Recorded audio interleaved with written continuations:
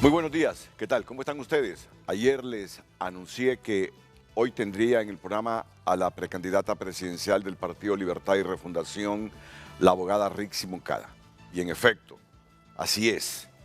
Ya estamos haciendo los ajustes con su micrófono para presentarla. Aprovecho entonces para compartir solo unos segundos con Ramón Matute y un resumen de la sesión de anoche en el Congreso Nacional. Se aprobaron 2 artículos de ese decreto especial, Ramón, para el presupuesto de las elecciones primarias, pero llegado al artículo 3, ahí comenzó el enfrentamiento y los disensos, de tal manera que se suspendió la sesión. No sabemos si se reanudará hoy o en qué otra fecha. ¿Qué panorama, cuál es el ambiente que percibes tú después que anoche no se pudo aprobar ese decreto especial para el financiamiento de las elecciones primarias de marzo del próximo año? Buenos días, Ramón. Buenos días, Renato. Buenos días a esos amigos televidentes del Frente a Frente. Ayer, cuando estaba transmitiendo el programa Día Político por TSI, estábamos en el momento que se estaba discutiendo el artículo 1 y el artículo 2. El artículo 1 sí llevó bastantes comentarios de los diputados porque era el artículo que daba vigencia o a la aprobación del presupuesto de los 1.492 millones de lempiras para el CNE en materia electoral. Hubieron muchas opiniones. Bueno, la eso se mayor aprobó. parte de los diputados votaron a favor. Bueno, casi todos los Eso diputados se aprobó. Y el 2 votaron también. a favor. El 2 también no requirió de tanta discusión. Pero cuando se comenzó la discusión del artículo 3, se comenzó con el clima de discusión, donde se alteraron los ánimos, por supuesto, Renato. Como siempre. Como siempre, por cómo estaba redactado o cómo está redactado el artículo número 3. Le cuento, la diputada Maribel Espinosa también presentó otro artículo modificado para que se sometiera a la discusión en la Cámara, pero tampoco pasó. Se suspendió la sesión, Renato, y el presidente del Congreso solo dijo, convocaré oportunamente. No dio ni fecha, tampoco dio hora para nueva convocatoria. Recuerde que la otra semana es el Congreso Infantil, en el Congreso Nacional. Significaría esto, o convocan hoy, o convocan mañana, o convocan después de la sesión del Congreso Infantil, o el día que consideren ellos. Pero sí fue una discusión muy fuerte. El Congreso Infantil no va a durar toda la semana. Dura 3 días, creo que el 3 Congreso, días. martes, miércoles y creo Entonces, que el jueves. cuando se está con el Congreso Infantil, no sesiona el Congreso No sesiona, de mayores. no hay agenda, Renato, y se dedican ellos, la mayor parte de los diputados, Sí. a sus actividades en las diferentes comunidades del país. Entonces, porque ayer como a las 11 de la noche que yo salgo de aquí me dice, una fuente, bueno, me dice, están ahí analizando una salida en base a una propuesta de Maribel Espinosa, o sea que se rechazó la propuesta de Maribel. Correcto. Para destrabar este asunto del artículo 3 también. ¿Le puedo leer esta propuesta de la abogada Maribel Espinosa? ¿En qué se diferencia del artículo 3 del decreto especial que estaban aprobando anoche? Fíjese que lo único que sugiere acá, para asegurar la integridad del proceso electoral, el presupuesto especial aprobado por el Congreso Nacional y el Consejo Nacional Electoral en ejercicio de sus atribuciones a través de reglamentos o resoluciones decidirá la implementación de los mecanismos tecnológicos que considere viables para garantizar la implementación de un sistema de validación mediante identificación biométrica. Básicamente, Renato, es lo mismo, lo único que le da la atribución al CNE para que ellos determinen estas actividades y no lo que, según la oposición, se maneja en el artículo 3 del proyecto que se sometió a discusión ayer, del dictamen que se sometió a discusión ayer en el Pleno de Diputados, donde prácticamente, dicen ellos, se está violentando desde el Congreso al tratar de imponerle al CNE estos aspectos de la TREP y de la validación biométrica. Bueno, para que lo entienda la gente, para que lo entienda la gente. El punto está en que la oposición no quiere actas digitales, porque dicen que ahí es donde el IRE va a consumar un fraude y que así como está planteado ese artículo 3, vamos con actas digitales para primarias y para generales. Correcto. Para que lo entienda la gente, ese es el problema. Ahí está la divergencia entre el sector oficial y la oposición. Esa acta digital. No es tanto las compras, es el acta digital. Eso es lo que no les permite coincidir para votar por ese artículo 3. ¿Estamos coincides? Sí. Eso es. Sí, coincido. Esa es la Eso transmisión es. de actas digitales. Eso es. Ahora, pero el temor no es tanto la transmisión, sino la empresa que se va a contratar, Renato. Ese es el problema. Que la oposición ya menciona nombres de empresas que quieren contratar, dice. Entonces, creo que esto va a traer bastante discusión en la Cámara Legislativa. Y vamos a ver siempre estas posiciones. Ahora, tiene que haber madurez. Creo que tiene que existir los consensos, Renato, entre los diputados, entre los líderes políticos del país. Porque así como veo la cosa, la veo dura y difícil. Le pedí a Ulises Aguirre, porque esto me va a servir de insumo para cuando ya en 2 minutos comience con la abogada Rixi Moncada. Espero que estés ahí mientras escuchamos estas entrevistas que me hizo Ulises Aguirre. Son citas de diputados anoche cuando suspendió la sesión Luis Redondo, porque no se pusieron de acuerdo con ese artículo 3. Iniciemos con Carlos Umaña. Bueno, la verdad es que aquí estaba el coyol contra la piedra, unos abogando por transparencia y otros abogando por elecciones de la manera antigua en nuestro país. Entonces, aquí vemos, hubo una serie de situaciones, pero el Partido Liberal sale con una propuesta, igual nosotros. ¿Cuál es la propuesta? O sea que sí se puede. Es que el Consejo Nacional Electoral, a través de un reglamento, garantice la biometría en los 3 niveles de elección y garantice la transmisión de datos en los 3 niveles de elección. Y nosotros hicimos una propuesta para que no se inflen las urnas. Incluir el informe del aparato biométrico con el acta, de tal manera que las dos deben de coincidir. Si esto sucede y lo acepta Libertad y Refundación, cuando regresemos y nos convoquen, vamos a tener humo blanco. De lo contrario, ese artículo 3 no va a pasar, se va a aprobar el presupuesto, pero sin ninguna garantía de transparencia. Serán elecciones estilo Honduras a la antigua. Este poder del Estado, quien dirige este poder del Estado, quiere tener una injerencia clara en el proceso electoral, haciendo a un lado lo que manda la Constitución, que el Consejo Nacional Electoral tiene independencia en la toma de las decisiones. Nosotros solo tenemos que poner el dinero a disposición suficiente para que ellos puedan hacer las determinaciones de los parámetros biométricos. Nosotros no estamos en contra de los parámetros biométricos. De hecho, la abogada Maribel Espinosa hizo una propuesta que puede perfectamente ser incorporada, pero ¿qué es lo que ellos quieren?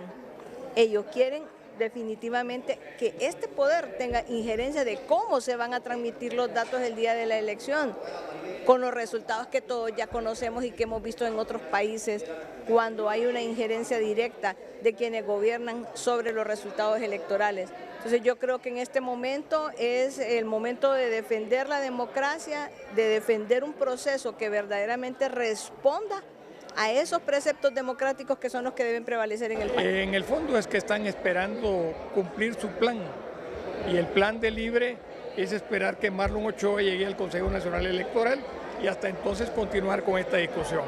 Eso ya estaba previsto desde antes de la sesión, que iban a suspender, y cuando Jorge Calix hizo uso de la palabra, lo mencionó, lo adelantó, que al llegar al artículo 13 iba a haber una suspensión. Él lo dijo y lo cumplió Luis Redondo y la Junta Directiva.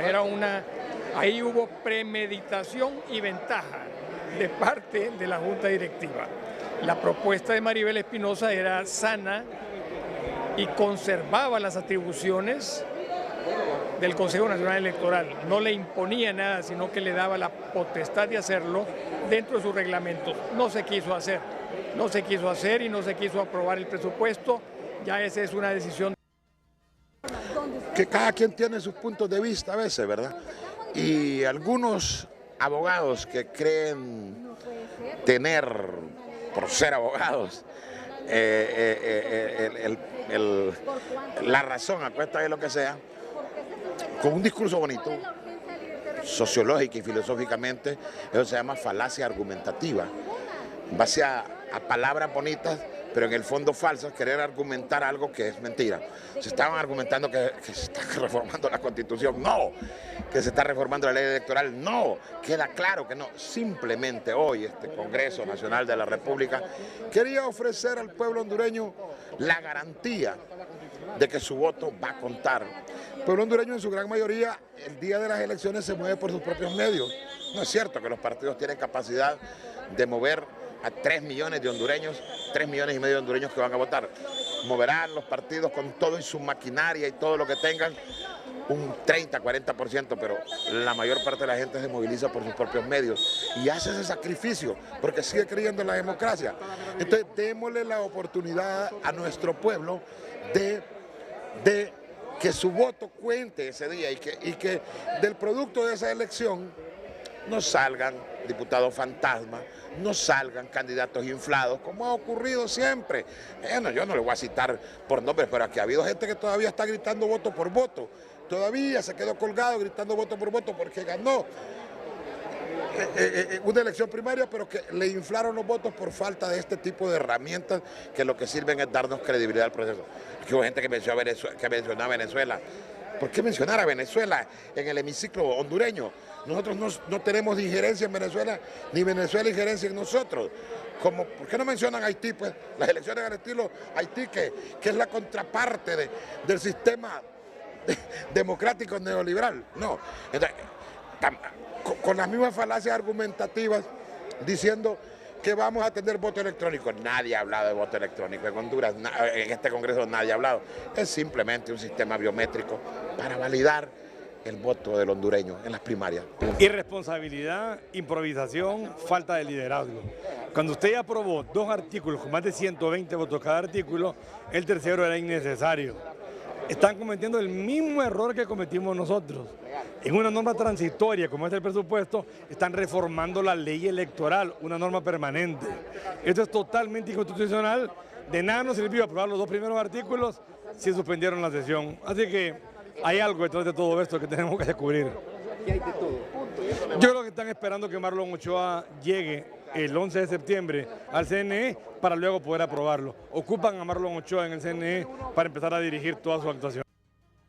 Bueno, pues ahí están suficientes insumos para comenzar el frente a frente con la abogada Rixi Moncada. Ramón, ¿tienes algún aporte adicional? Y solamente los crispados que está el Congreso Nacional, pero yo le preguntaba a la abogada Maribel Espinosa, bueno, ¿y por qué no quitan ese artículo 3, pues? Y se quedan con el número 1 y el número 2, con el 3 de la vigencia y que le dejen al CNE, Renato, las decisiones que puedan tomar en su autonomía y en su ley marco para que actúe. Con esto quiero concluir. Que pase usted un feliz día, don Renato Álvarez y su invitada hoy. Gracias, Ramón. Ya la aplicación del sistema biométrico en las primarias le da una alta calidad de transparencia al proceso. Pero el asunto está ahora en esa transmisión de datos. ¿Qué dice el artículo 3? Dice la implementación de un sistema de validación mediante identificación biométrica, ya sea por huella dactilar o en su defecto mediante identificación facial para todas las juntas receptoras de votos. El Consejo Nacional Electoral deberá realizar los ajustes técnicos necesarios para garantizar que los electores no puedan votar en más de un partido político ni en más de una junta receptora de votos en las elecciones primarias y generales según corresponda. Todos están de acuerdo con este asunto de la validación mediante identificación biométrica, ya sea por huella dactilar o en su defecto mediante identificación facial. Ahí no hay desacuerdo de los partidos políticos. Por aquí viene el desacuerdo, la implementación del sistema de transmisión y divulgación de resultados electorales preliminares en los 3 niveles selectivos, enviando tanto las imágenes escaneadas de las actas de cierre firmadas por los miembros de la Junta Receptora de Votos y los datos de estas. Aquí está el problema, aquí está el problema. Abogada, bienvenida, buenos días. Buenos días, gracias por la invitación. Ya Lucecita va a plantear la pregunta que está relacionado con esta temática, ¿verdad? Ya Bien. puedes ir haciendo o anticipándose en las redes sociales para que la gente comience a reaccionar sobre esto, En definitiva, ¿por qué cree usted que se ha presentado esta divergencia de las bancadas en el Congreso y no han podido aprobar el decreto especial de presupuesto para el financiamiento de las elecciones primarias del año que viene. Siempre hay intereses. Gracias, Renato, por invitarme este viernes a compartir con su teleaudiencia sobre temas importantes que tienen que ver con democracia y con el proceso electoral, especialmente el primario como antesala de las elecciones generales. Mujeres visibles, cambios posibles. Fue el evento que ayer tuvo lugar aquí en la capital con la presencia de la presidenta y la presencia también de la expresidenta de Chile, Michelle Bachelet. Creo que fue un buen contexto. Vamos a hablar de eso más adelante. Sí. Un buen contexto para encontrarse especialmente todas las mujeres alcaldesas del país, de todos los partidos políticos que ejercen un liderazgo y que luchan por sus pueblos, por el desarrollo de sus pueblos y que han podido avanzar dentro de todas las limitaciones que el sistema presenta, ¿verdad? Creo que en ese contexto, pues, hablar de este tema es fundamental, la participación de las mujeres. Y luego, en lo que entraba y esperaba que usted llegara, viendo un poco el tema de deportes y la presentación que usted hizo sobre la noticia de las cipotas menores de 15 años que obtuvieron medalla de oro por primera vez para Honduras en los Juegos en Trinidad y Tobago, realmente que es una satisfacción para todas nosotras, pues, y es una satisfacción sobre todo en este contexto que se institucionalice un reconocimiento para mujeres, para jóvenes, para cipotas y su cuerpo técnico deportistas en el país. Eso es algo que me hace ruido, que he seguido celebrando ayer, de verdad con satisfacción por lo que significa para una joven tener un reconocimiento y luego que dentro del marco de la política social el gobierno de la República institucionalice. Quien trae oro debe ser beneficiado con una vivienda como parte de la política social del Estado. Ahora, empezar ese proceso. No crea que todo el mundo está satisfecho. No crea que todo el mundo está satisfecho, porque haciendo una suma son 3 millones de lempiras por cada futbolista. Es una competencia sub-15 que se desarrolló en el Caribe, fútbol femenino. Son 3 millones de lempiras para cada una de las jovencitas hondureñas, incluido el valor del terreno. Es decir, ya una casa de 3 millones de lempiras ya es una casa digna en Honduras. Una vivienda, ya es una casa digna. Una oportunidad. Si son 18 futbolistas por 3, 15 por... Son 18, sería 18 por 3. 3 por 8, ve no queda haciendo estas sumas y multiplicaciones como las hacen Mel. Me bloqueé en este momento porque a veces que me la hacen multiplicaciones. Si son 15 son 45 millones, más 3 son 9 millones, fácil, entonces son 54. 54 millones. Sí. Y además se extendió para los 3 miembros del cuerpo técnico una casa por cada uno de ellos. Saldrán 63 millones de lempiras. 63 millones de lempiras. Sí. Mira, a mí me pareció interesante. Lo único que dije cuando presenté esa noticia. Primero, el país tiene que generar riqueza. Porque ya he escuchado comentarios que allá están unas gentes que un deslizamiento los dejó sin casas en la colonia Guillén, sin viviendas porque no hay fondos. Está claro que las necesidades son infinitas en este país. Entonces, pero un premio así, la verdad que es la primera vez que yo lo veo y para una categoría... Institucionalizado. Sí, porque generalmente los premios que les dan a los futbolistas mayores, producto de esas competencias, es cuando la FIFA envía una parte de sus ganancias en los eventos mundiales. Y otras veces sí, les dan premios de parte de la Federación de Fútbol, según el presupuesto de la Federación, pero no como hoy, una vivienda de 3 millones de lempiras. De parte del gobierno de la República, como política social que queda institucionalizada premiando el esfuerzo, premiando la dedicación, premiando la disciplina, abriendo los espacios para que más mujeres y más jóvenes practiquen deporte y se esfuercen. No hay duda más. que eso puede incentivar a los atletas hondureños. Importante. Y para todos los deportes, ¿no? Por supuesto, para todos institucionalizada para todos los deportes y trae medalla de oro. Pero eso nos obliga entonces a generar riqueza,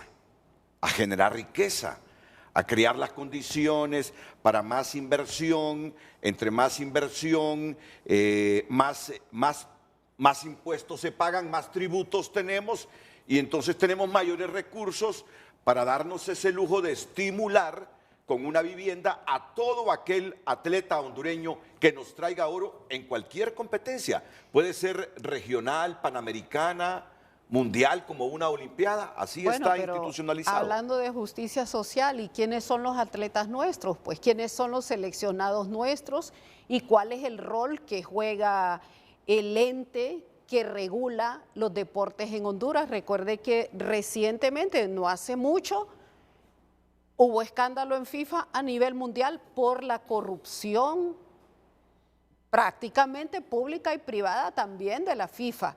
Y hubo mucha gente que fue a prisión y mucha gente suspendida porque ahí se amasan miles de millones de lempiras. Pero ¿cuál es la condición de nuestros jugadores, de nuestros deportistas? En todas las categorías y en todos los tipos en todos los deportes, pues. O sea, todo, de alguna manera, en nuestros pueblos practicamos deporte. El deporte más accesible es el fútbol. El gobierno, como parte de esa política social, está invirtiendo en la organización y en la celebración de campeonatos. Y como para tener una idea, por los 60 millones de la institucionalización de este premio, pero si aquí el país paga, ¿qué le digo? Tiene que ser un promedio de, solo el ENE paga un promedio de 400 millones diarios en intereses por la deuda bancaria que supera los 60.000 millones. Escuche bien, 400 millones diarios por la deuda bancaria que tiene, que supera 60.000 millones. Entonces, o sea, esperar a que vamos a tener todo lo que deseamos para empezar a premiar el esfuerzo y luego, a mí me hace sensibilidad el deporte por una razón. Usted sabe que mis hermanos son árbitros, pues fueron árbitros y bregaron en ese oficio durante 2 décadas consecutivas.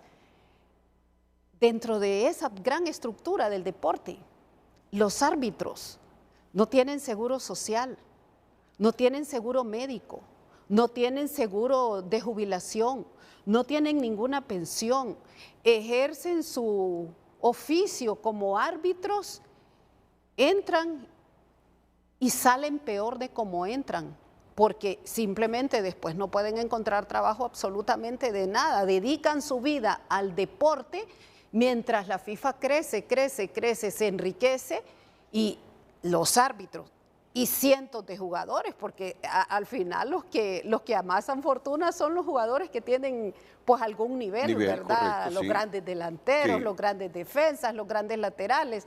Entonces, si usted ve todo el sistema en sí, es un sistema que requiere de alguna manera que el Estado haga reconocimientos sociales, implemente políticas sociales que contribuyan para el deporte como parte de lo sano, pues, Abogada, del ser humano. Yo no quiero morirme sin antes ver a un atleta hondureño con una medalla de oro. Sí. En una olimpiada, se lo digo.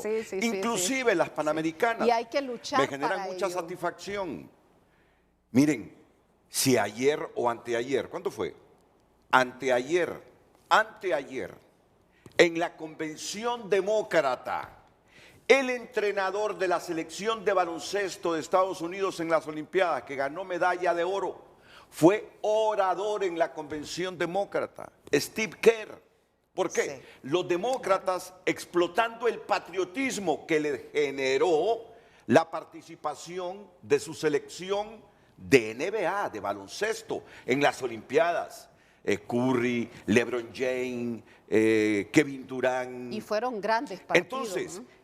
el patriotismo de los estadounidenses se exaltó después de ese juegazo contra Serbia, donde hubo unas canastas de 3 puntos de Curry fabulosas, el LeBron James, ese partido final contra Francia fue espectacular, donde también se lució este quinteto estadounidense, y que son profesionales y que ganan muchos millones, pero más allá, les importó la medalla de oro. Y entonces fue una referencia de los demócratas, el entrenador de esta selección de baloncesto, en la convención demócrata, como para decir, estamos orgullosos de nuestros basquetbolistas, y que son millonarios, El deporte es fundamental, y Totalmente la inversión de este gobierno en el deporte también es significativa. Donde estamos equivocados, porque Costa Rica ahí nos lleva ya varios años, es que yo nunca vi algunas disciplinas deportivas en Honduras tan caídas como las estoy viendo desde hace décadas. Sí, claro. El baloncesto se nos cayó,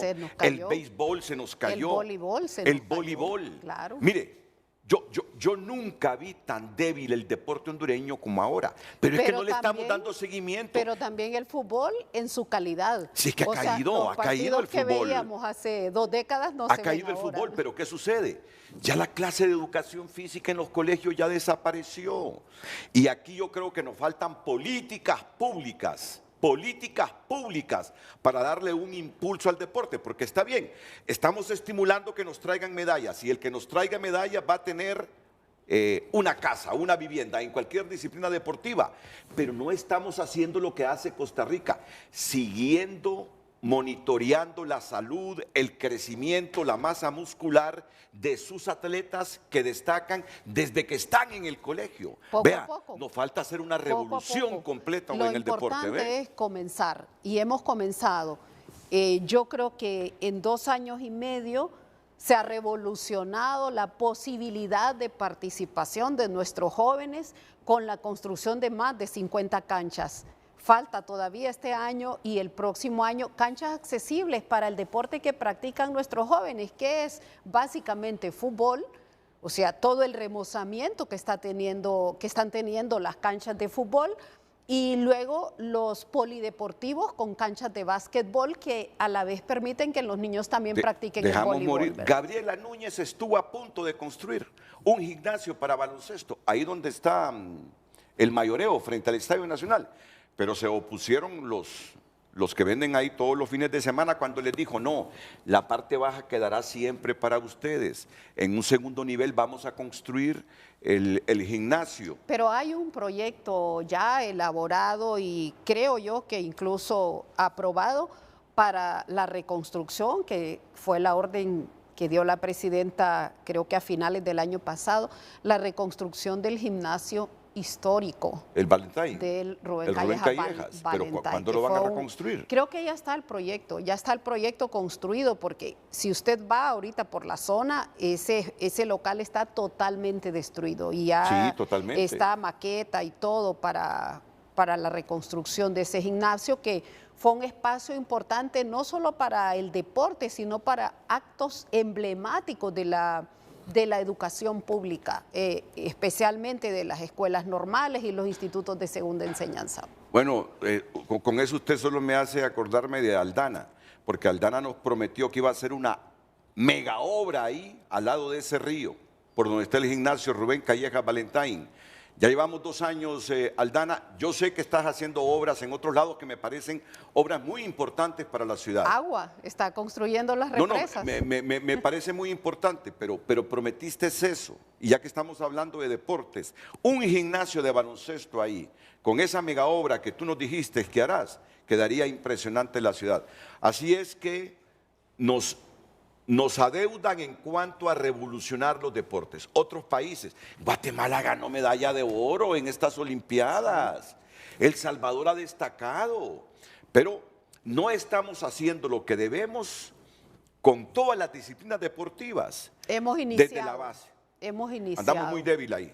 Pero hemos iniciado en organización y creo que eso es lo importante, y que los atletas, los futbolistas, los basquetbolistas, todos los deportistas en general tienen un incentivo. Por supuesto que hay que profundizar, esto es un proceso de construcción Y por eso le dije que venir un viernes, no un lunes ni un martes, venir un viernes en el marco de un evento de mujeres políticas ayer y una premiación histórica e institucionalización de los deportes a las niñas que ganaron medalla de oro es... No, a mí me extrañó porque la verdad que cuando se me dijo la abogada Rixi Moncada quiere estar en frente a frente para hablar de temas electorales, muy bien, digo yo, si este es el tema que genera controversia en el país, pero cuando usted se desvía un poquito a hablarme de las niñas que ganaron el evento, pues dije yo, quiere hablar de deportes. Y creo que quiere hablar también, y no es de que quiera, es que yo le iba a preguntar sobre esta ley contra la violencia política, contra la violencia política por asuntos de género, violencia política contra la mujer por asuntos de género. Ese tema lo vamos a abordar también. Y claro, el tema central que es este problema de que no se ponen de acuerdo en este artículo 3 del decreto especial para que ya pronto salga en la Gaceta el decreto de los 1.492 millones de lempiras para financiar las elecciones primarias del próximo año en marzo. Y aquí termino. En el escenario, ya que hablé de Steve Kerr, el entrenador de baloncesto de Estados Unidos, de Steve Curry, de LeBron James, en el escenario que Rixi Moncada se le esté poniendo esa cinta de presidenta el 27 de febrero de 2026. De enero. El 27 de enero de 2026. ¿A quién le gustaría encontrarse ahí en la Casa Blanca? ¿A Donald Trump o a Kamala Harris? Debemos esperar el proceso electoral para que el pueblo, norteamericano decida. Eso es una decisión del pueblo norteamericano. Con Donald Trump o con Kamala Harris vamos a establecer relaciones, relaciones de respeto, relaciones de entendimiento, relaciones integrales, porque hay cientos de miles de hondureños que dan su fuerza de trabajo en ese país, porque Estados Unidos es un socio comercial importante de Honduras, porque estamos vinculados por la cercanía, por la distancia, por la geografía, con cualquiera de los dos, relaciones de respeto, relaciones en base a principios, relaciones respetando la independencia de los países. ¿Y no le resiente a usted cuando Donald Trump dice que de esos países de mierda como El Salvador, creo que ahí nos mete a nosotros también, solo delincuentes llegan a Estados Unidos? Por supuesto, no le resiente eso resiente a toda la sociedad, nos debe resentir a todos los que tenemos con toda seguridad, dignidad y que amamos este país. Claro que nos resiente, y nos resiente sobre todo porque producto de la implementación y de meter su mano, de intervenir las políticas de nuestros países de alguna manera han sido obstaculizados en sus procesos de desarrollo y en sus procesos de participación. Por supuesto que resiente, pero independientemente de esas manifestaciones odiosas en contra de un pueblo digno, en contra de un pueblo con honra, de un pueblo que ha salido a luchar por su propio destino, independientemente de eso. O sea, el pueblo norteamericano, al margen de lo que diga Trump, es otra historia, pues. Sí. Es un pueblo que también lucha, es un pueblo que también reclama. Hay mucho reclamo en Estados Unidos por sus propias condiciones y por la degradación de su propia vida en muchísimos espacios, en muchísimos estados. Yo le comprendo su respuesta, porque en el escenario suyo tiene todas las opciones de ser la futura presidenta del país. Y tampoco se puede descartar que en las elecciones de noviembre de Estados Unidos Trump le gane a Kamala Harris y se convierta en presidente. Entonces, cualquiera desde ya debe tener cuidado cuando se refiere a un potencial presidente de un país como Estados Unidos, que es un socio muy cercano de nosotros. Una decisión del pueblo norteamericano. No, pero mi pregunta fue, ¿a quién desearía usted ver en la Casa Blanca Yo ya sé que es el pueblo norteamericano que tiene que decidir entre Trump y la Kamala Harris. No, a Rixi Moncada fue directamente al sentimiento de la abogada Rixi Moncada. En el escenario de que usted fuera presidente de Honduras, ya en la fecha que dijimos, estoy hablando ya de sus sentimientos, ¿a quién le gustaría encontrarse en la Casa Blanca? ¿A Trump y a Kamala Harris? Sinceridad, ¿Con toda sinceridad? Con toda sinceridad, me es indiferente. La política norteamericana se aplica sea Kamala o sea Trump. Ellos tienen una línea definida en su Departamento de Estado, en el Pentágono, porque administran intereses y administran intereses del capital, protegen intereses del capital. O sea, ellos tienen relaciones con diversos países del mundo, condenan países, se entrometen, intervienen países.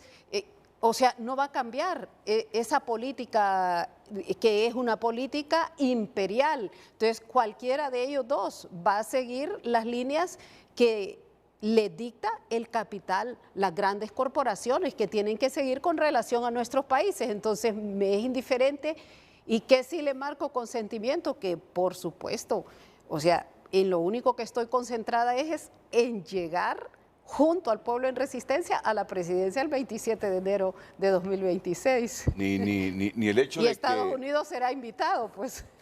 Pero será un país invitado. Puede coincidir que en un eventual gobierno suyo y del Partido Libre gobierne por primera vez una mujer. No le llama la atención eso, no le despierta algún interés. Pero en ese contexto inicié mi intervención. O sea, la participación política de las mujeres, por supuesto, que marca como una nueva etapa, una nueva fase, pero usted no puede especular ahí. Si llega Kamala, sería la primera mujer presidenta y vamos a esperar.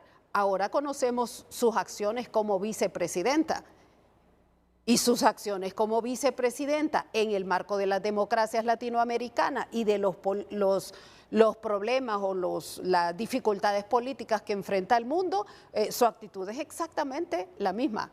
Actúan como imperio, el imperio actúa como imperio. Porque vino aquí a la asunción de la presidenta Xiomara. Sí. Y hablaron ahí en privado. Estuvimos en esa reunión. ¿Cree que Kamala no ha estado a la altura de las expectativas que generó como vicepresidenta de Estados Unidos y por el mandato que le delegó Joe Biden con estos países del Triángulo Norte de Centroamérica? Para usted no ha estado a la altura, esperaban otros resultados. No me toca juzgar a Kamala, me toca juzgar las políticas de Estados Unidos. Ella es la vicepresidenta, hay un presidente al frente y ellos impulsan unas políticas y sus políticas son fundamentalmente de dominio y económicas.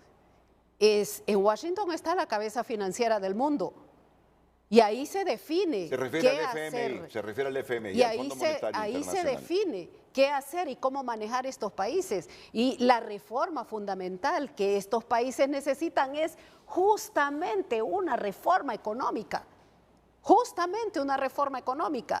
una política fiscal en la que todos paguemos impuestos, una política monetaria, una política cambiaria y una política crediticia que nos permita acceder a recursos para lo que usted dijo al principio, para promover el crecimiento, para promover el desarrollo. Y yo creo que en eso el gobierno se ha concentrado en estos meses, se han dado primeros pasos, hay que continuar, hay que profundizar.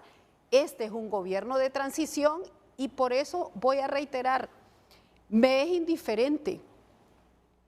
El pueblo norteamericano debe decidir quién de los dos será su próximo conductor, su próximo gobernante. El 46 presidente de los Estados Unidos, creo. Búsqueme ahí, por favor. Y por supuesto... 46 o 47. Si Kamala gana la elección, tendremos una presidenta mujer por primera vez, estaremos todos a la expectativa de sus acciones, no de su discurso en la convención demócrata, de sus acciones, y luego tendremos otra mujer en México y nosotros que estamos batallando luchando, construyendo unidad, organización en nuestro partido para la elección primaria de la que vamos a hablar y luego pues para enfrentar en la elección general al bipartidismo. Correcto, sobre esa elección primaria y el financiamiento que todavía no se produce porque no se aprueba el decreto especial en el Congreso Nacional, vamos a hablar después de la pausa comercial.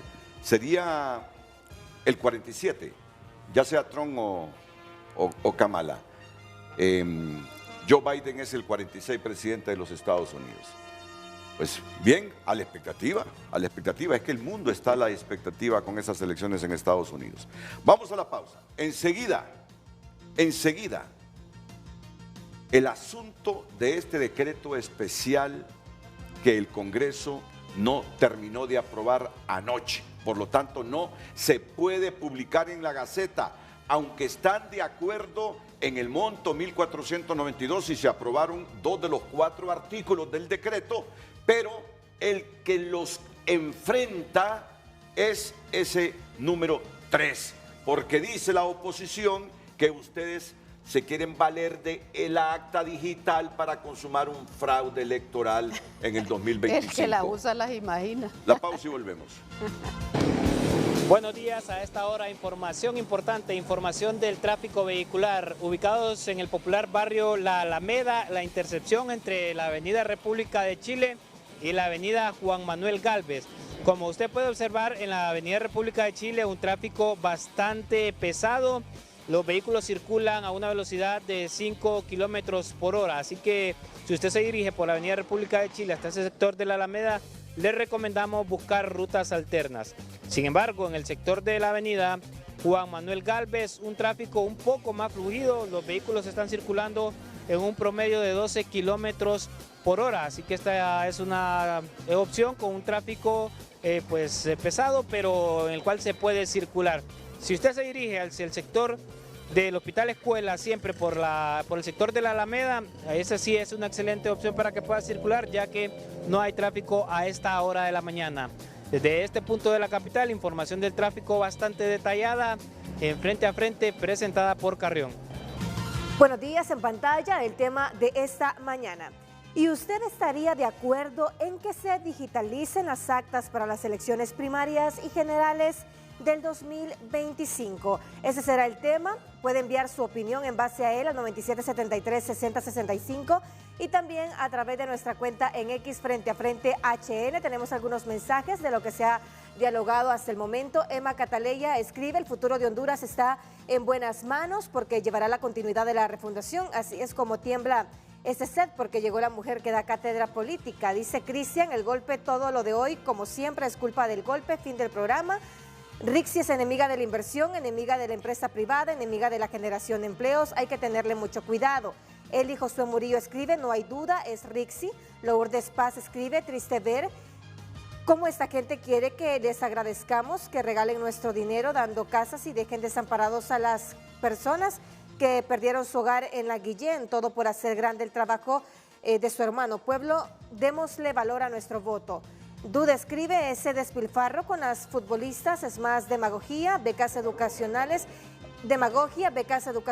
en el extranjero donde brillen como futbolistas, pero que se preparen como profesionales, eso deben darles, pero las becas buenas las tienen reservadas para los hijos del familión. Giselle escribe: Rixi será la próxima presidenta electa por el pueblo. Alejandro Fernández: eso es en todos los países, pasa eso, que los atletas que ganan oro, el Estado los premia en casa. De Estados Unidos creo que da $25,000 por atleta y entre otros países. Y Gabriela Rivera: compañera Rixi, digna representación de la lucha en bien de las mayorías. Escriben algunos televidentes. Usted también tiene la posibilidad de enviar su opinión, hágalo a través de nuestras cuentas. Estaba reflexionando sobre la cantidad de mensajes que nos están llegando, unos a favor, en contra, apoyando a la abogada, otros cuestionándole sus mensajes, sus discursos, que para ganar elecciones generales se requiere, más allá del voto duro de los partidos, conquistar mucho voto independiente, mucho voto independiente. ¿Cree usted que está conquistando ese voto independiente, Rixi? Creo que estoy trabajando como lo he hecho siempre, con responsabilidad, con base en mis principios, con base en mis valores, y creo que tengo toda la autoridad moral y la autoridad ética que me da la vida, que me da el servicio público, mi hoja de servicio público y también mi hoja de servicio privado, como para ir ante los distintos sectores y exponer mi pensamiento, exponer mis criterios sobre el Estado, sobre la situación actual, sobre la necesidad de continuidad de un proceso de resistencia que nace de las entrañas mismas del pueblo hondureño, que no es producto de un decreto, que no es producto de un acuerdo, de una resolución, que es producto de la lucha popular de la masa ante un evento histórico del que siempre hemos hablado acá. Creo que importa muchísimo dialogar para ese proceso de reconstrucción, de refundación, frente a la deconstrucción, la caída y el hundimiento del Estado en la última década. Pero sabiendo que para ganar la presidencia necesita usted quitarle votos a los nacionalistas, quitarle votos a los liberales, conquistar el voto independiente, conquistar a esa gran masa que todavía no sabe por quién va a votar en el próximo proceso electoral. Miren, es increíble el porcentaje de hondureños que todavía no sabe por quién va a votar. Entonces, aquí viene mi pregunta. Sabiendo que con solo el voto duro de Libre no se puede ganar la presidencia del país, ¿no le preocupa esa percepción de que está contra el capital, que está con los inversionistas, que apoya a Nicolás Maduro, que apoya al régimen de Venezuela, que apoya al régimen de Nicaragua, creyendo, y yo aquí me puedo equivocar, pero siempre creí que el hondureño es más conservador que otra cosa? ¿No le preocupa esa percepción y que no pueda conquistar ese voto? A ver, vamos por partes, porque usted hace todo ahí una... Que ni modo. Sí. No me preocupa el hecho, dice usted, de cómo quitarle votos a los otros partidos porque ocupo... que no le quite votos a los otros partidos, ni conquiste voto independiente por esa percepción que hay de usted, que es contra el inversionista, contra los empresarios. Pero usted habló del verbo quitar. Lo primero, yo creo que no es mi tarea trabajar bajo el concepto de quitar votos.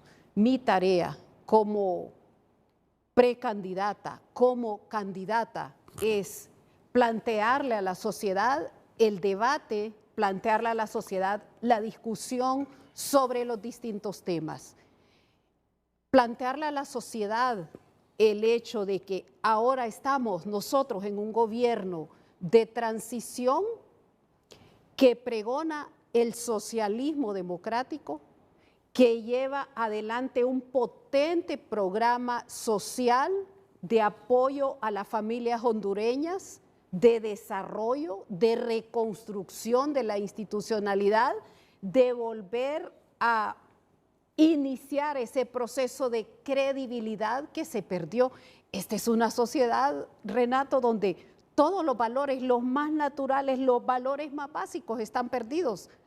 Nadie cree en nadie, una sociedad sin esperanza, una sociedad sin confianza, una sociedad que ve a sus instituciones como instituciones del Estado que atacan al ciudadano, porque es una sociedad que se fincó especialmente en los últimos 30 años y los 12 años, 7 meses, en favorecer la acumulación del capital a un grupo privilegiado de esta sociedad, que es la oligarquía y que está bien representada y bien identificada. Entonces, y voy hacia allá, hacia su pregunta, eso es quitar votos, no, es plantear a la sociedad el debate. Como conquistar. Usted es política, usted con su discurso lo que anda haciendo es conquistando votos. Conquistar el voto de la juventud, el voto del nuevo votante, el voto de la mujer, el voto de los trabajadores, de los obreros, de los campesinos, de los agricultores,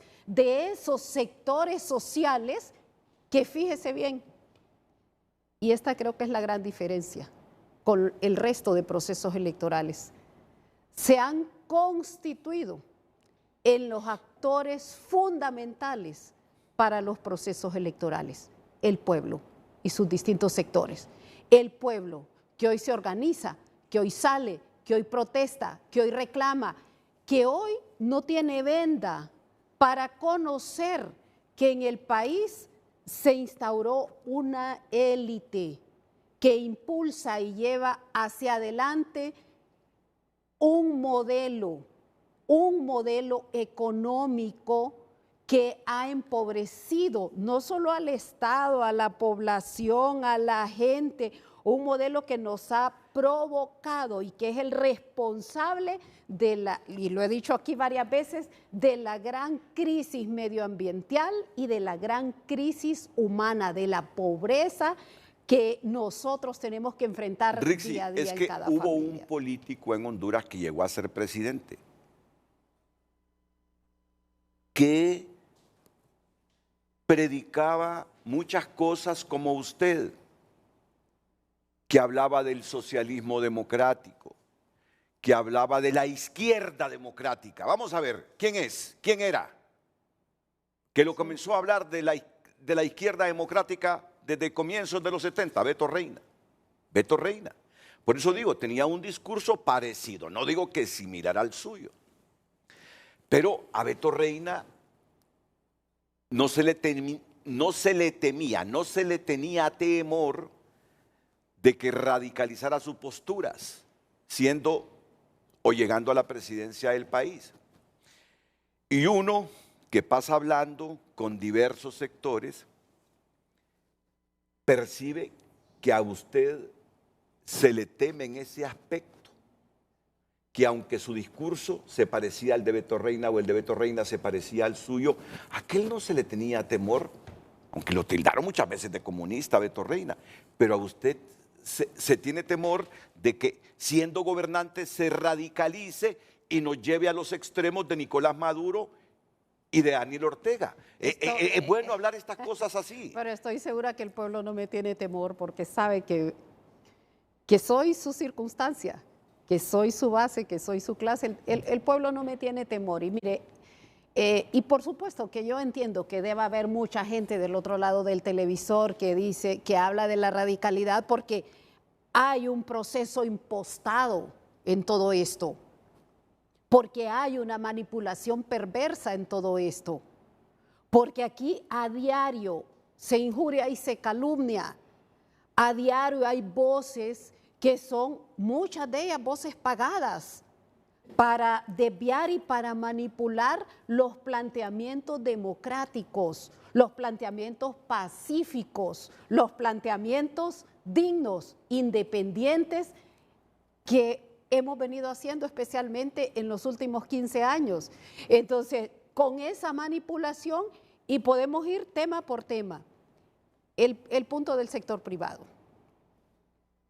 Por la exigencia de que todos debemos pagar impuestos, por la exigencia de ponerle fin a esas prácticas en el Congreso para otorgar exoneraciones y exenciones que no son más que corrupción pública legalizada, que nosotros la hemos denunciado, por exponer esos temas, entonces hay temor. Pero ¿y qué temor?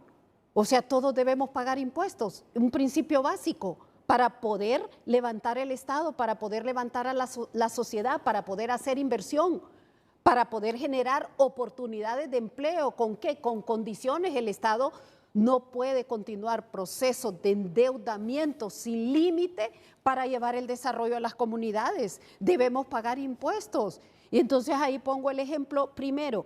Cuando usted me dice de empresarios, ¿a qué empresarios nos referimos? Porque en el país hay alrededor de 350,000 empresarios que luchan todos los días, medianos, grandes.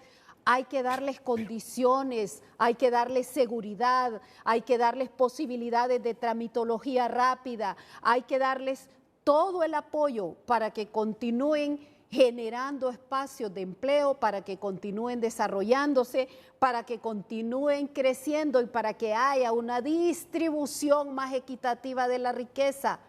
¿Por qué se le va a tener temor a eso? Aquí lo que ha ocurrido es el otro extremo y ahí el país no tiene futuro. Son 40 años de bipartidismo, de modelo neoliberal en el que todos esos beneficios se le han dado a una cúpula. Son 10 y 25. Yo también lo he dicho en este programa. Eso no debe continuar. Y esa sí es una posición muy clara. Yo la planteo en los distintos conversatorios. Nosotros necesitamos hacer políticas integrales que apoyen a todo el empresariado nacional y no a una cúpula oligárquica. La cúpula oligárquica ya es suficiente. O sea, que continúen trabajando, que continúen desarrollando sus economías familiares, sus economías de grupos económicos, pero nosotros necesitamos llegar a más gente, a todos esos empresarios, para poder provocar el desarrollo y la transformación del país, que es posible, totalmente posible. Lo voy a decir en sentido figurado, pero Rixi se va a morir con ese discurso sobre las 10, sobre las 11 familias y las empresas que quieren seguir con exoneraciones y que no quieren pagar impuestos. No, bueno, no me voy a morir, no es que me voy a morir. No, pero eso lo dije, en sentido figurado, fue un juicio. Pero le voy a corregir, yo voy a luchar hasta el último día de mi vida junto a la gente, junto al pueblo, para que este país tenga justicia social y que todo lo que se construya pueda provocar resultados de equidad, de igualdad, que son principios y valores que están aquí y que no sé por qué no nos gusta hablar sobre ellos. No. Yo no le rebullo a eso. Más bien yo le pregunto lo siguiente. Si algún asesor le dijera a Rixi, si querés conquistar más votos en un pueblo que por muchas razones religiosas, culturales, es conservador. Mire que no le estoy diciendo que somos conservadores una buena parte de los hondureños solo por decírselo. No, es que aquí los valores religiosos, muchos factores. Pero el pueblo no es conservador, está con un grado de manipulación que es diferente. Vamos a ver. Y ahí juegan un rol importante los medios de comunicación, si le dicen a ustedes, especialmente los corporativos. Sabiendo cómo es el pueblo hondureño, Rixi, tenés que flexibilizar tu discurso si querés conquistar los votos de otros partidos y los votos independientes, porque te están percibiendo en este momento de una manera que de repente, por razones culturales, religiosas, educativas, no lo entiendan.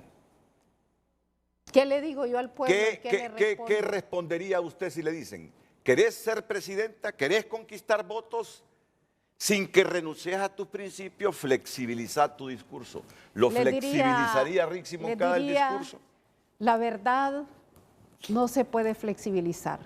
Flexibilizar la verdad y flexibilizar los valores equivale a oportunismo. Yo no soy oportunista. Voy a hablar con mi pueblo con la verdad.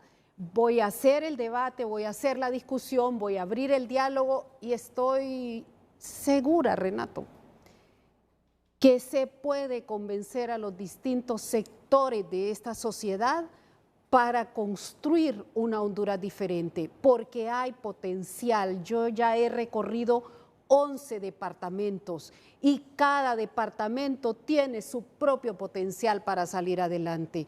Abriría el diálogo con los empresarios, incluidos los empresarios de esa cúpula de la que usted dice que yo me voy a morir hablando de ellos. Usted es la que en todas esas visitas que hace a los pueblos, escucho que siempre sale con esos 10, 11 empresarios, esas 10, 11 familias. Porque realmente la riqueza, producto del modelo y de la permisibilidad del bipartidismo, se ha acumulado, pues, la riqueza se ha acumulado ahí. Y esa acumulación de riqueza, cuando usted tiene un grupo que acumula riqueza, usted tiene otro gran grupo Rixi, acá que pierde. Pero reinvierten. Esos ricos de Honduras, esos 10 ricos de Honduras, reinvierten su plata en el país, claro, generan empleo. Reinvierten su plata, generan empleo, pero acumulan una riqueza ¿Y qué empresario en el mundo no acumula riquezas desmesuradas? Yo estoy de acuerdo o sea, Nadie pone su negocio en un sistema, digamos así, capitalista que rige el mundo. Nadie va a invertir para perder. Yo en eso estoy de acuerdo. Todo lleva a una ganancia, pero una cosa es la ganancia y aquí entramos en otro campo. Y otra cosa es la instrumentalización y la utilización del poder público y del poder político para la corrupción público-privada, las contrataciones estatales a gran escala y la acumulación de dinero empobreciendo a los estados. Ahí estamos en otro escenario, la corrupción público-privada. Es el escenario integral. Ahí estamos en otro escenario. Integral. Bueno, vamos a ir a la pausa comercial. Es interesante, ¿saben? Que yo, estas preguntas que hoy le hago en público a la abogada Moncada, se las he hecho en privado. Así que para mí no es nada sorprendente su respuesta, por eso fue que me atreví a decir, Rixi se va a morir con ese pensamiento, pero lo dije de manera figurada, se va a morir con ese pensamiento. Mis principios, la verdad. Y ella me ha respondido que que los principios no se flexibilizan, dice. Flexibilizarlos es oportunismo. Porque eso es oportunismo. Por eso les dije yo, se va a morir con esa forma de pensar. Sí, o sea que, por eso fue que lo dije. Voy a la pausa. Miren, si seguimos así, ni vamos a abordar el tema electoral, ni vamos a abordar el tema de esa ley de violencia política contra la mujer por asuntos de género, y además, ni vamos a abordar un tema sobre el que usted se ha pronunciado. ¿Cree que está en crisis el Poder Judicial después de todo lo que alrededor de este juez Marco Vallecillo se ha dicho? Así que vamos a acelerar, vamos a hacer más cortos los segmentos, pero abordar todos estos puntos con la precandidata de Libre. Digo precandidata porque no, sí está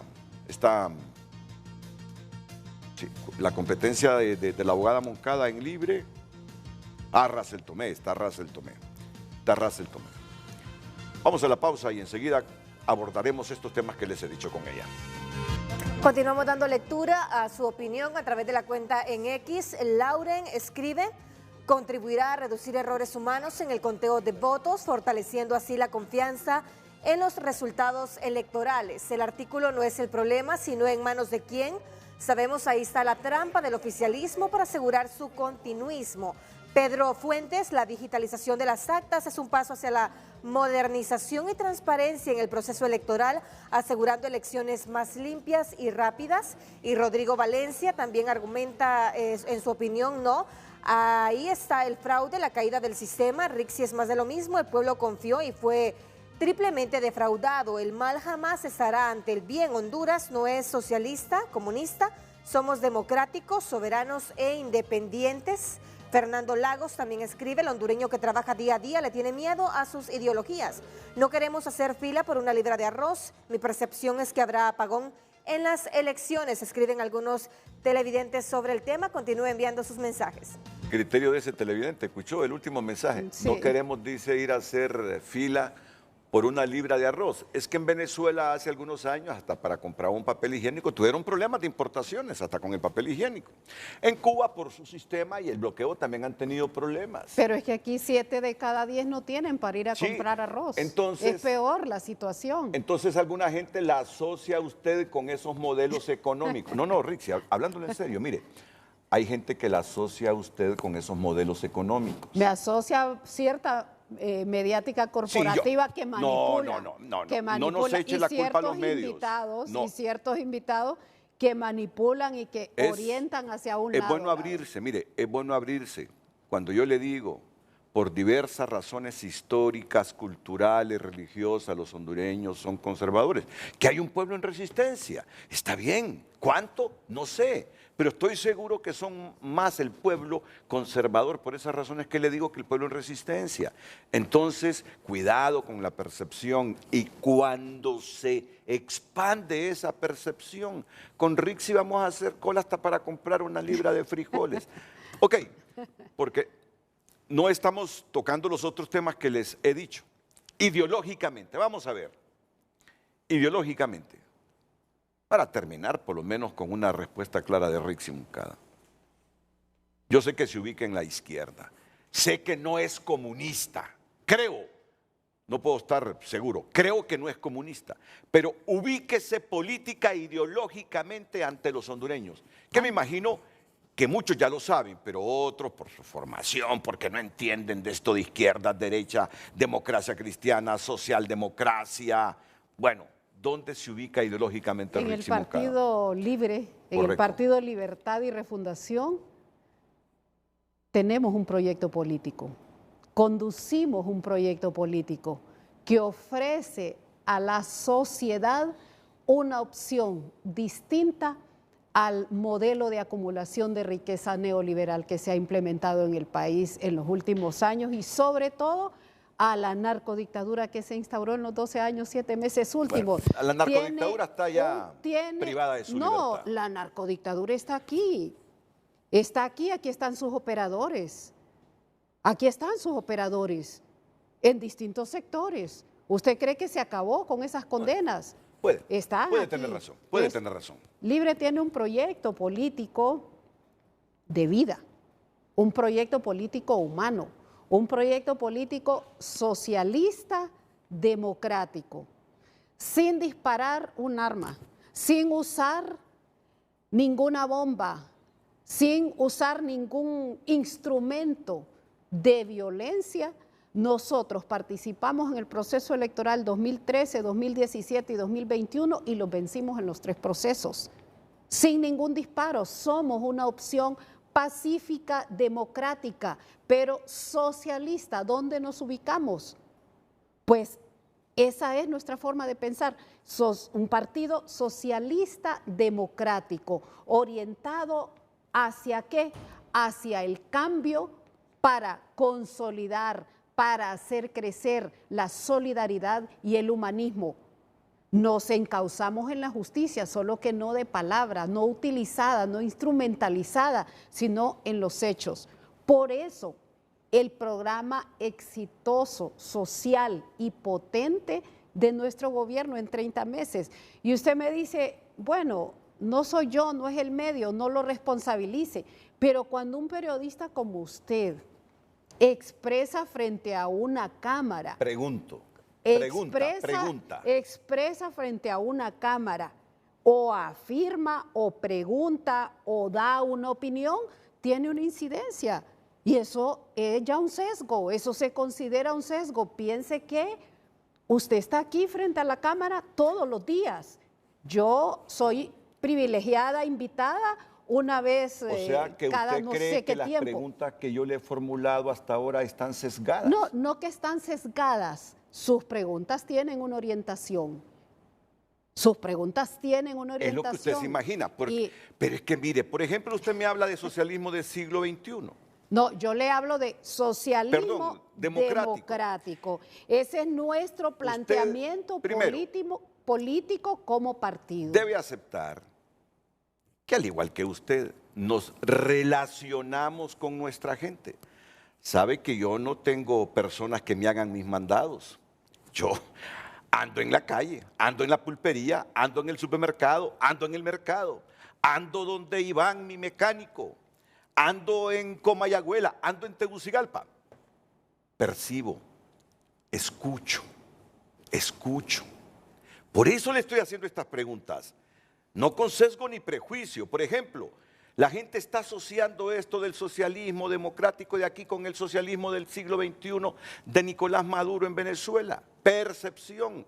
La gente percibe que ustedes están apoyando. Usted está opinando ahorita y su opinión es calificada en este medio. Las preguntas se Entonces sustentan. usted está opinando y ya está generando una vía, está generando una ruta, está generando una opinión. Yo sé que usted no estudió periodismo, entonces me lo dice, pero es que con usted deben sustentarse ¿Genera o no las genera preguntas. Posición un periodista que hace ese tipo de preguntas? Usted pregunta acompañada de una afirmación, yo voy por el súper, yo voy por aquí, yo voy por allá y escucho las percepciones que la gente, para demostrarle que mis preguntas no son prejuiciadas, sino que es en función de lo que yo capto en la calle. Entonces ahora voy yo al programa exitoso de los 30 meses de gobierno sobre el socialismo democrático, sobre el proyecto político de Libre. Fíjese usted, en primer lugar, el proceso de reconstrucción de la institucionalidad destruida, caída, hundida desde el golpe. Eso se ha iniciado. Se ganó el poder ejecutivo, pero justo en la transición para la toma de posesión, el bipartidismo, que tiene sus fuentes de alimentación, y sus fuentes de alimentación son las fuentes de grupos de poder en este país, en esa transición intentó imponer su junta directiva en el Congreso, mismo bipartidismo, uno de los suyos, mediando la traición. Y uno de los suyos más icónicos. Mediando la traición, al grado de haber agarrado sus maletitas y sus papeles y todo e irse para ser candidato de otro partido. ¿Usted cree que la institucionalidad en Honduras ahora es mejor que la que teníamos con Juan Orlando Hernández? Ha empezado. Yo miro una institucionalidad al servicio de políticos. Ha empezado su proceso de reconstrucción, la institucionalidad. Y no reconocerlo es una mezquindad. Ha empezado la institucionalidad su proceso de reconstrucción. Le voy a aceptar algo. Soy mezquino entonces, porque yo creo que la institucionalidad siempre está al servicio de personas en Honduras. Le voy a dar un ejemplo de la institucionalidad. Si la institucionalidad estuviera, como usted dice, al servicio de personas, hoy, este día, no tuviéramos una ley de energía para recuperar los bienes públicos que por corrupción público-privada legalizada se habían entregado a sectores pudientes de este país. Y hoy, después de 30 meses, no tuviéramos un debate abierto sobre la ley de justicia tributaria como instrumento para generar equidad y para mejorar la parte fiscal del país. Si usted me habla de la Eso NE, es parte de... seguimos con 36% de pérdidas técnicas y no técnicas, seguimos con ese déficit ahí. Eso no va tenemos disminuyendo. Una línea. Eso va disminuyendo, pero hay inversiones que superan los 25.000 millones. Admito eso, que sí o sea, están. hay que ponerlo Yo reconozco eso. Yo reconozco entonces, eso. Usted tiene pérdidas, si vamos a hablar de la ENE, en 30 meses se van a recuperar 12 años de destrucción de todo el sector energía. En 30 meses se van a recuperar 12 años de falta de inversión en represas. En 30 meses, no puede recuperarse en 30 meses la ENE, pero ha iniciado su proceso.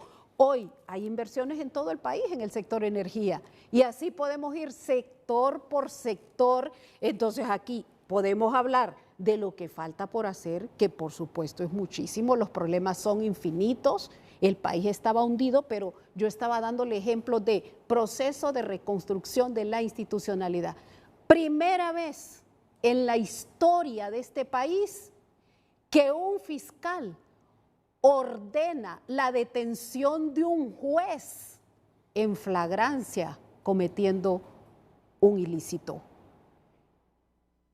Y se ha destacado, aquí lo que se ha destacado, fíjese lo que se ha destacado, es para quién era el dinero, es si se especula que era para este o para otro el dinero. No el acto valiente de un fiscal que detiene al juez, nada menos que titular del circuito anticorrupción, que monta un operativo para por primera vez en la historia en flagrancia detener ese juez. ¿Qué es eso? Hay un proceso, ese proceso será lento, no esperemos resultados nosotros en 30 meses, en 30 meses hay visibilidad de distintos procesos, pero no lo deseado, no lo necesitado. Pero debo matizar que esto se desvió un poco porque el sábado el juez manifestó que ese dinero era para el esposo de una alta funcionaria. Yo quisiera ver esa manifestación del juez. Entonces, por eso el mismo juez. Por eso. Y ya nos pasamos a un tema importantísimo que tiene que ver con el sector justicia, sobre el que yo en este mismo programa me había pronunciado antes. Y a propósito de eso, de Rixi no piensa cambiar. Yo he sostenido mi criterio sobre el sistema de justicia desde siempre y de la necesidad de entrar en los procesos de depuración del sistema de justicia desde siempre. Los jueces necesitan su gobierno de jueces. Los jueces necesitan su sistema para entrar al Poder Judicial. Lo que está hablando Rixi Moncada es que necesitamos un consejo de la judicatura. Han pasado un poco más de 2 años y todavía tenemos a la presidenta de la Corte administrando justicia y siendo la responsable de la parte administrativa. En 2 años bien se pudo enviar una iniciativa para ese Consejo de la Judicatura. Hay proceso de cambio entonces. Y hay dialéctica. Yo no he visto Consejo de la Judicatura todavía. Pero hay cambios dentro de... Quizá cuando llegue usted lo tengamos. No, yo creo que la misma sociedad va exigiendo, va avanzando, va dando pasos. Y yo espero la profundización de los procesos de cambio, especialmente en el sector justicia. Entonces, ¿por qué hago relevante este caso? Porque usted aquí ahorita acaba de reafirmar que el juez dijo que el dinero era para X persona. Yo no he escuchado al juez diciendo eso. Y no he visto ninguna acta que diga eso. Yo esperaría que hoy, que es la audiencia inicial, el pueblo tenga acceso a todo lo que está ocurriendo y que se alen los hilos de donde se tengan que alar para darnos cuenta de la pudrición que ha imperado en el Poder Judicial, de las redes y de las mafias, de jueces, fiscales y abogados, como yo lo denuncié y como lo dije y como ha sido mi postura desde siempre en el sector justicia. Entonces... Pero decir que el juez dijo, sin tener un acta a la vista, sin tener un dicho del juez de oídas, que nosotros lo hayamos escuchado, es gravísimo. Y eso me parece a mí que con eso sí no se puede jugar, porque ahí se llevan honras y honores de los que todos hemos sido víctimas. Usted mismo ha sido víctima. Y ahora con mayor masividad a través de redes sociales, botarle el honor a la gente. Son cientos de mentiras las que se dicen por esos medios. Por eso hay que esperar el desenlace y esta audiencia inicial de hoy. Y hablando de justicia, Rixi, debemos reconocer algo. A mí me da vergüenza, se lo digo. Me da vergüenza que sigamos diciendo 5 magistrados de Libre, tantos del Partido Nacional, tantos del Partido Liberal. A mí me da vergüenza, partiendo de ese concepto, de que hay 5 magistrados de un partido, que hay 6 del otro, reforma hasta completar del los sistema 15, digo yo, pero qué justicia tan diferente es esta de la histórica. Si se reparten la administración de la justicia con otro y se caso, defienden intereses vamos siempre. Con otro caso concreto, el de las sedes, que hubo un fallo importante en la sala. La votación fue 3-2. Entonces, creo que, claro, que ocupa un cambio profundo, estructural, el Poder Judicial. El descrédito de la justicia ha sido inconmensurable durante todo este proceso. La confiabilidad, volvemos al inicio, volvemos al origen, volvemos al tema de los valores. O sea, cómo nosotros conservamos los valores. ¿Cuánto vale ahora la palabra? Hay que recuperar esos valores y ese es mi mensaje en cada uno de los pueblos y en cada conversatorio. Toca recuperar los valores, los humanos, los valores naturales, esos que son intrínsecos en los pueblos. Pero eso es un proceso, no se puede de la noche a la mañana porque este pueblo fue herido, este pueblo fue golpeado, este pueblo fue lastimado. Hoy, 30 meses, 0 impuestos, ni un impuesto más al pueblo. 14 impuestos fueron aprobados durante 12 años, 7 meses. Hoy, 0 impuestos en 30 meses. Rixi Moncada, precandidata de Libertad y Refundación, esta mañana aquí en Frente a Frente. Vamos a la pausa enseguida. Ahora sí, concentrémonos un poquito en esto de las elecciones y en el otro puntito que tiene que ver con una lucha que libran las mujeres, que me parece que es justa y que el Congreso debe aprobarles esa ley, pero saber diferenciar que el ser una mujer política o que una mujer política no está exenta, al igual que los hombres, en este marco de la dialéctica y de la pasión partidaria, de ser cuestionada también.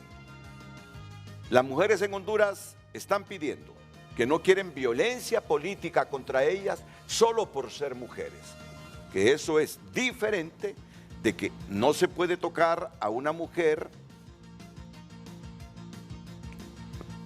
por el hecho de ser mujer y ser funcionaria. Son dos cosas diferentes. Ellas también están expuestas, como los hombres, en esta democracia y en esta libertad de expresión, de ser cuestionadas, de que se disienta con ellas. Diferenciemos eso, pero lo primero tenemos que apoyarlo. Hay que presionar para que el Congreso apruebe esa ley. Atentos. Damos lectura a su opinión. Jeffrey Osorto escribe: la digitalización de procesos electorales es un avance significativo para garantizar la transparencia y la seguridad de los resultados. En muchas ocasiones, la manipulación de actas ha sido facilitada por el uso de documentos físicos que pueden ser alterados con facilidad. Nasser Rodríguez escribe: no queremos el mismo sistema de Venezuela. Fue una delegación de más de 50 personas de Libre para aprender cómo se hace el fraude y ahora anda el ministro de Defensa, se van. Bessie Camila también argumenta: claro que sí, es una manera más transparente. Los que están acostumbrados al fraude, obvio, van a estar en desacuerdo. Henry Smith también escribe: en serio, vamos a utilizar tecnología en un país donde el delito cibernético no puede ser perseguido. Por favor, escribe otro televidente: ¿quién en su sano juicio puede decir que eso es lo mejor cuando hay un centro de acopio donde se pueden alterar el gusto del cliente, los datos? Hay que ser zurdo para tal canallada, escriben algunos televidentes. Continúe enviando su opinión a través de nuestras redes sociales. Seguimos todavía sin presupuesto para las elecciones primarias de 2025. Y ya está de más de decir lo que hemos dicho hasta la saciedad en este programa y en otros programas de Televicentro. ¿Cuál es su posición en relación a este decreto especial y a las actas digitales que tienen empantanada la aprobación del decreto? Bueno, yo creo que hay que tener como punto de partida los dos entes que tienen legitimidad y legalidad cada uno en su lugar. El CNE está integrado institucionalmente con sus 3 consejeros. Tienen su ley electoral, la ley electoral, la reformada, con todas las incorporaciones que se dieron desde el proceso de 2021. El CNE, preguntándome usted mi posición, el CNE perfectamente puede reunirse hoy, convocar a sesión de pleno y aprobar el sistema de transmisión que va a garantizar la fiabilidad de las elecciones, que va a garantizar la transparencia, que va a garantizar que no se inflen los votos, que va a garantizar que una persona un voto, recordando que son 3 partidos los que van a elecciones primarias.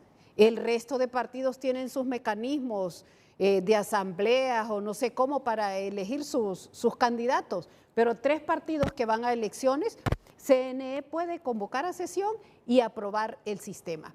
Nosotros hemos exigido, y lo hicimos desde siempre, desde las elecciones, y aquí le traje para recordar, en las elecciones de 2017 incluso, nosotros presentamos un documento sobre el estado de emergencia nacional por el fraude electoral, y en este documento, en el 2017, nosotros planteábamos 6 áreas de fraude. Dentro de esas 6 áreas de fraude, una era, la primera, el censo, la tercera era el sistema de transmisión de los resultados. El censo porque tiene que ver con el voto de los muertos, con las personas que votaban. Pero eso está saneado, eso está saneado. Avanzamos de 2013, 2017 a 2021, nosotros avanzamos. Entonces, ¿cuáles son las 2 condiciones fundamentales para que haya transparencia en las elecciones? No son las únicas, pero son fundamentales. La transmisión de los resultados electorales preliminares, ¿verdad? La transmisión y el sistema para hacer ese conteo y la huella dactilar, el sistema biométrico para garantizar una persona un Solo voto. permítame unos segunditos mientras le colocamos otra bala a la abogada Rixi Moncada, pero es una operación de 30 segundos. Va a entrar aquí uno de los jóvenes de audio para colocarle una bala. No, en los últimos 30, 40 segundos. Tiene que ser rápido, por favor. En los últimos 40 segundos. Nos quedamos con algunos problemitas para que me repita lo que está diciendo en torno a la pregunta. ¿Qué mensaje tenemos, Lucecita, por favor?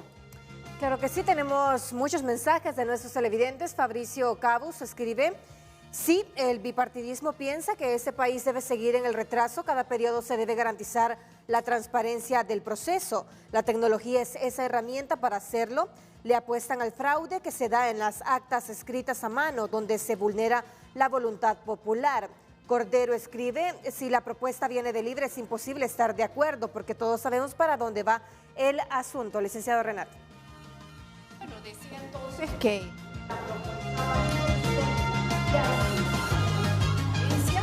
y que el Consejo Nacional Electoral tiene todas las facultades legales, legítimas, para convocar a sesión de pleno y decir: este es el sistema de transmisión que nosotros vamos a implementar. Tiene todas las facultades, independientemente de que el Congreso haya o no aprobado el artículo 3 y la ley relativa al presupuesto. Entonces estoy hablando de la fuente, estoy hablando de la institucionalidad, estoy hablando de la legalidad que siempre estamos citando permanentemente. Pues lo puede hacer el CNE, esa es una opción, hoy, mañana, pasado mañana, lo puede hacer, estamos en tiempo. La otra fuente es el Congreso, y en el Congreso se ha dicho: bueno, el artículo 1 no hay problema, queda aprobado, el artículo 2 ¿también? Está bien, queda aprobado, pero en el artículo 3 tenemos diferencias porque hay una discusión en cuanto al acta digital. ¿Cuál es mi criterio? Entre mayores opciones tengamos en la transmisión de los resultados preliminares y en la sumatoria de incorporar elementos que nos den fiabilidad y transparencia al proceso primario y al proceso general, mejor es. Hay de opciones a opciones. El proceso electoral, hay un periodo previo que es el de documentación y el del Censo Nacional Electoral. Hay que cuidarlo porque el censo de electores es fundamental para que el proceso sea limpio. Eso se da antes. El día de la elección hay pasos fundamentales.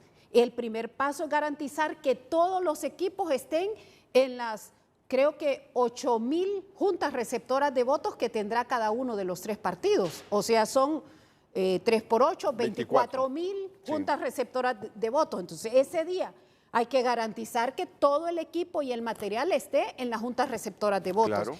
Que estén los representantes de cada uno de los movimientos internos que van a participar, porque eso también es garantía de transparencia, que además de esos representantes haya opción, una vez cerrada la elección, cerrada la jornada, para que cada representante y cada observador tenga copia de su acta. Eso se da el día de la elección, pero ahí necesitamos una transmisión que sea efectiva, una transmisión que nos permita tener resultados preliminares, al menos como en 2021, entre 8 y 9 de la noche. Que no había actas digitalizadas en el 2021. Yo creo que la diferencia tiene que ver con la tecnología, porque ahí cuando se habla de acta digitalizada, no es que, y voy a tomarle esta hoja, no es que no va a haber acta física. Cuando se habla de acta digitalizada, lo que entiendo por la discusión que escuché es que el operador va a introducir los datos en el aparato para que los datos viajen directamente y poder tener un resultado preliminar. Pero después de digitalizar esos datos, va a imprimir el acta.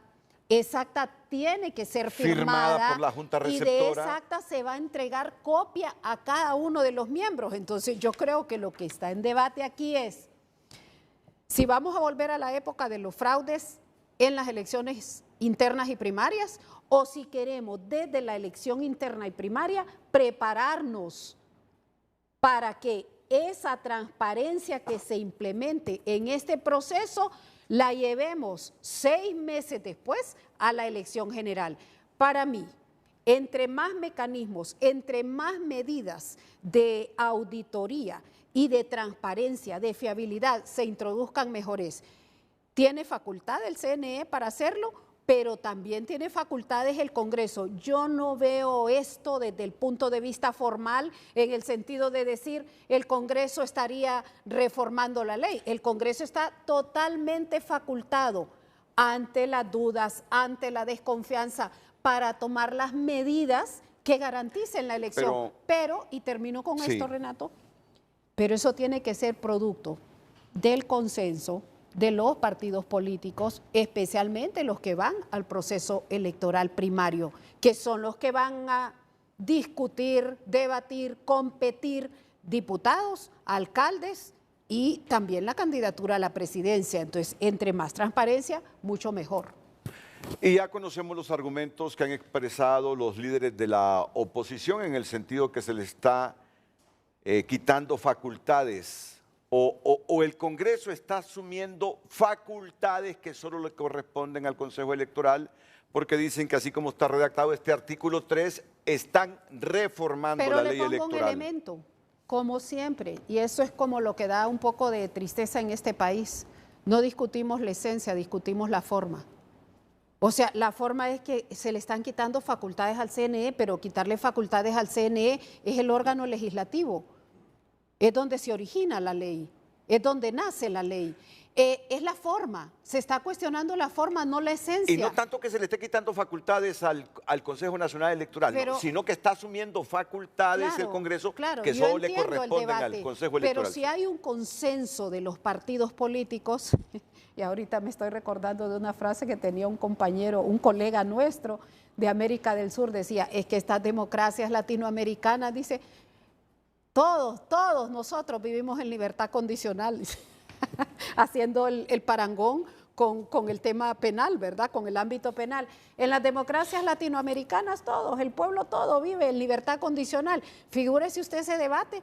No debatimos ahí la esencia sobre la necesidad de la transparencia, de la credibilidad, de la fiabilidad de las elecciones. Discutimos, ¿tengo facultades o no tengo facultades? El órgano legislativo para un proceso electoral primario, si se pone de acuerdo en garantizarnos esas elecciones, en que todos salgamos bien de ese proceso, no hay ningún problema en que pueda ser aprobado así. E igual el CNE puede convocar a sesión y tomar una decisión que así va a ser la transmisión. Lo que sí es que está garantizado el presupuesto, está garantizado que hay debate, está garantizado que nosotros queremos ir a elecciones primarias y que queremos elecciones generales, transparentes y limpias, como siempre lo hemos pregonado.